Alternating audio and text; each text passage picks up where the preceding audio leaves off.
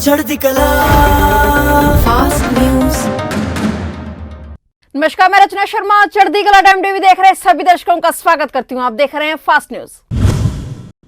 उत्तर प्रदेश विधानसभा चुनाव के चौथे चरण के लिए 9 जिलों के 59 सीटों पर मतदान शुरू हो चुका है। कड़े सुरक्षा इंतजामों के बीच आज 2.13 करोड़ मतदाता 624 प्रत्याशियों के भाग्य का फैसला करेंगे। इस चरण में पीलीभीत, लखीमपुर खीरी, सीतापुर, हरदोई, उन्नाव, रायबरेली, फतेहपुर, बांदा और लखनऊ के सभी विधानसभा सीटों पर मतदान हो रहा है। प्रशासन ने शांतिपूर्ण चुनाव कराने के लिए बड़ी संख्या में पैरामिलिट्री और पुलिस के जवान तैनात किए हैं। स्थानीय प्रशासन ने इस बार 90% मतदान कराने का लक्ष्य रखा है।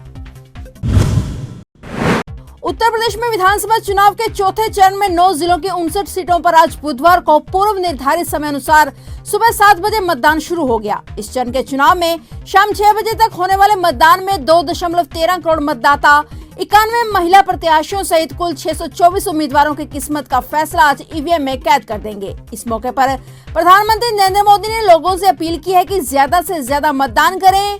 पीएम मोदी ने ट्वीट किया कि उत्तर प्रदेश विधानसभा चुनाव में आज वोटिंग का चौथा दौर है। सभी मतदाताओं से मेरा आग्रह है कि वे अपने बहुमूल्य वोट का प्रयोग कर लोकतंत्र को मजबूत करने में अपना योगदान करें। इसके अलावा मुख्यमंत्री योगी आदित्यनाथ ने भी सभी मतदाताओं से बढ़ चढ़कर वोट डालने की अपील की। सीएम योगी ने कहा कि उत्तर प्रदेश विधानसभा चुनाव 2022 का आज चतुर्थ चरण है और भय मुक्त, दंगा मुक्त, अपराध मुक्त, भ्रष्टाचार मुक्त प्रदेश के लिए विकास युक्त और सुरक्षा युक्त अपने सपनों का उत्तर प्रदेश बनाने के लिए सभी सम्मानित मतदातागण अपने मताधिकार का प्रयोग अवश्य करें। सीएम योगी ने कहा कि पहले मतदान फिर जलपान। भारत ने अमेरिका से खरीदे जाने वाले 30 चालक रहित प्रीडेटर ड्रोन को खरीदने की योजना को लगभग रद्द कर दिया है। दावा किया गया है कि भारतीय सेना के लिए खरीदे जाने वाले $3 अरब की योजना को ठंडे बस्ते में डाल दिया गया है। सूत्रों के मुताबिक इस संबंध में अमेरिकी रक्षा मंत्रालय पेंटागन को भी सूचित कर दिया गया है। भारत हर तरह के हथियारों और रक्षा उपकरणों का निर्माण और विकास अब स्वदेशी तकनीकी पर ही करना चाहता है। यही कारण है कि अमेरिका के साथ $3 अरब का यह सौदा एक तरह से रद्द हो चुका है। यूक्रेन रूस के युद्ध संकट के बीच यूक्रेन में पढ़ रहे भारतीय छात्र देश वापस लौट आए हैं। एयर इंडिया का विशेष विमान 242 भारतीय छात्रों को रात 11:40 पर दिल्ली हवाई अड्डे पर लेकर पहुंचा। छात्र रूस और पूर्वी यूरोप देशों के बीच बढ़ रहे तनाव के चलते अपने देश लौटकर खुश हैं। अभिभावक भी इंदिरा गांधी अंतर्राष्ट्रीय हवाई अड्डे पर अपने बच्चों का बेसब्री से इंतजार कर रहे थे। यूक्रेन से लौटे छात्रों ने कहा कि वहां का माहौल ठीक नहीं है।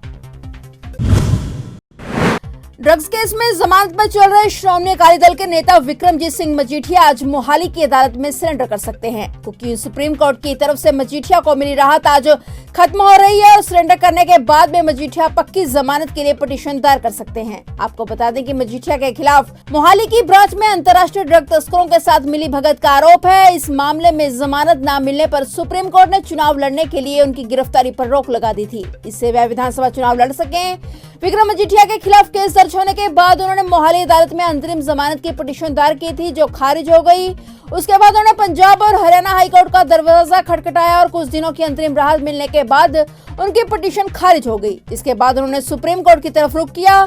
सुप्रीम कोर्ट ने विधानसभा चुनाव को देखते हुए 24 फरवरी तक उनकी गिरफ्तारी पर रोक लगा दी थी, जिसका आज आखिरी दिन है।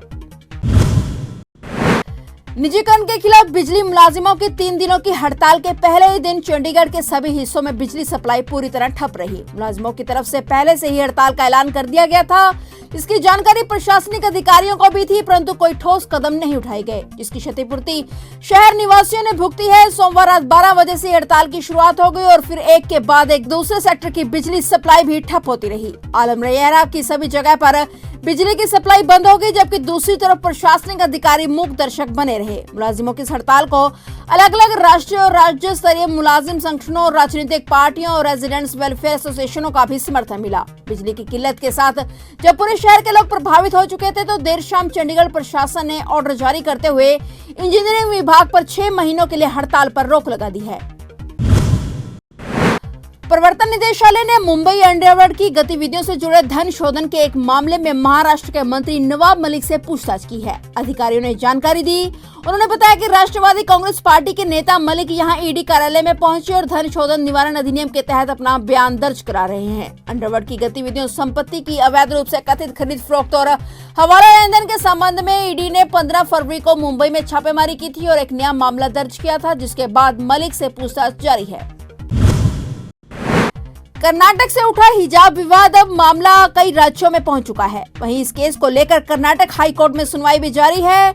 इस बीच चुनाव में बीजेपी सांसद साक्षी महाराज ने कहा कि पूरे देश में हिजाब पर प्रतिबंध लगाने को लेकर एक कानून बनाया जाना चाहिए। विपक्ष को आड़े हाथों लेते हुए उन्होंने कहा कि हिजाब मुद्दे को विपक्ष ने चुनाव में उतारा। यह नियम वर्दी के लिए कर्नाटक में बना था। लोगों ने जवाब में यह विवाद किया। बीजेपी सांसद ने आगे कहा कि मुझे लगता है कि पूरे देश में हिजाब पर प्रतिबंध लगाने के लिए कानून बनाया जाना चाहिए।